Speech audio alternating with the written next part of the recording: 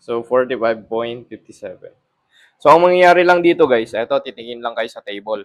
So, yung basehan ng table na to guys, para makuha nyo yung allowable stress, is yung ating slenderness ratio.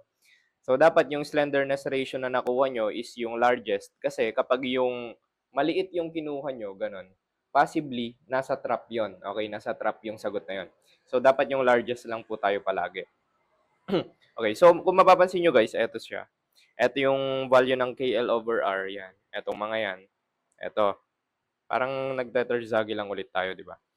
Tapos, ang magiging katumbas niyang allowable stress, etong mga to. So, medyo malabo lang siya. Ganyan naman talaga. Palabuan talaga sila eh. So, kung mapapansin nyo, ang KL over R ay yung slenderness ratio natin na KL over R is 45.57. No? So, hahanapin mo, asan ba si 45.57? So, andito siya guys, no, sa between these two. So, between these two.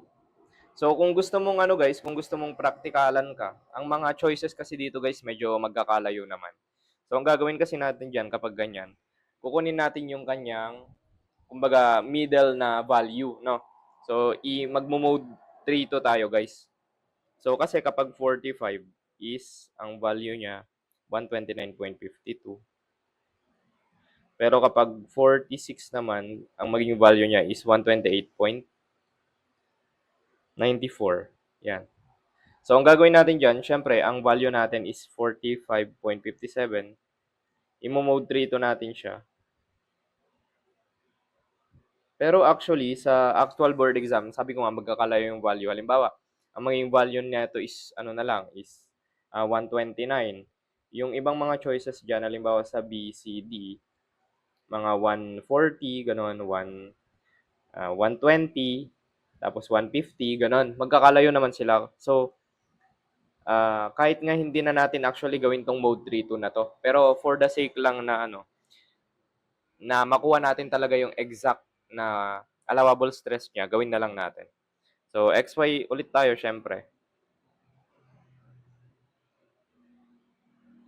So, solve na nga lang guys, XY.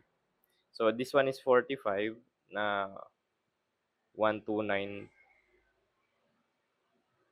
Yan. 129.52 tas 46 is 128.94. So, ilan ang value ng 45.57? So, y hat 129.189. So, ang ating FA is 129.189 MPa. So, eto na guys yung magiging sagot natin. No guys, tandaan nyo to, yung ganitong problem kasi lumabas siya nung nakaraan. And simple lang siya, simple lang naman siya. Sabi ko nga kapag still, mas madali siyang isolve. Nakakalula lang talaga yung mga